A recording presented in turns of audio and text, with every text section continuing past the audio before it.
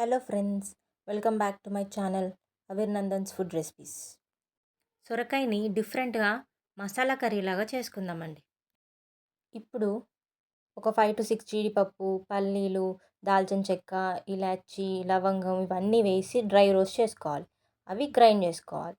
ఇప్పుడు హాఫ్ సొరకాయ, కరివేపాకు, పచ్చిమిర్చి కట్ చేసుకొని పెట్టుకోవాలి. ఇప్పుడు కడాయి పెట్టుకొని నూనె వేసుకొని జీలకర్ర, ఆవాలు, పచ్చిమిర్చి, కరివేపాకు వేసుకొని వేయించుకోవాలి. కాసేపు అయ్యాక సొరకాయ ముక్కలు కూడా వేసుకొని వేయించుకోవాలి. మనం ఆల్రెడీ డ్రై రోస్ట్ చేసి పెట్టుకున్నవి మిక్సీలో వేసుకున్నాం కదండి. ఇప్పుడు మనం గ్రైండ్ చేసుకున్నాం పదండి. కొన్ని వాటర్ పోసుకొని గ్రైండ్ చేసుకోవాలి. ఇప్పుడు సొరకాయలో ఒక 1 స్పూన్ సాల్ట్ వేసుకొని కలుపుకోవాలి. కొంచెం ఇంగువ వేసుకుంటే టేస్ట్ బాగుంటుందండి. ఆల్రెడీ గ్రైండ్ చేసి పెట్టుకున్న మసాలాని ఇప్పుడు సొరకాయలో వేసుకొని బాగా కలుపుకోవాలి. మిక్సీ గిన్నెలో కూడా కొన్ని వాటర్ పట్టుకొని సొరకాయలో వేసుకోవాలి. బాగా కలుపుకోవాలి. మంచిగా మిక్స్ అయ్యేలాగా కలుపుకోవాలి. ఒక 1 స్పూన్ పసుపు వేసుకొని కలుపుకోవాలి.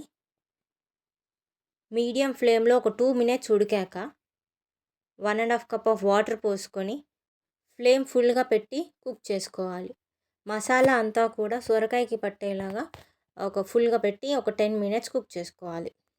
ఒక హాఫ్ స్పూన్ కారం వేసుకొని మళ్ళీ కాసేపు కలిపి అదే ఫుల్ ఫ్లేమ్లో ఉంచుకొని కుక్ చేసుకోవాలి. మసాలా అంతా దండిగా సొరకాయకి పట్టేలాగా దగ్గరికి అయ్యేలాగా కుక్ చేసుకోవాలి. దగ్గరికి అయినాక స్టవ్ ఆఫ్ చేసుకొని సర్వ్ చేసుకోవచ్చు. సొరకాయ మసాలా కర్రీ రెడీ. చపాతీకైనా అన్నంకైనా చాలా టేస్టీగా ఉంటుంది.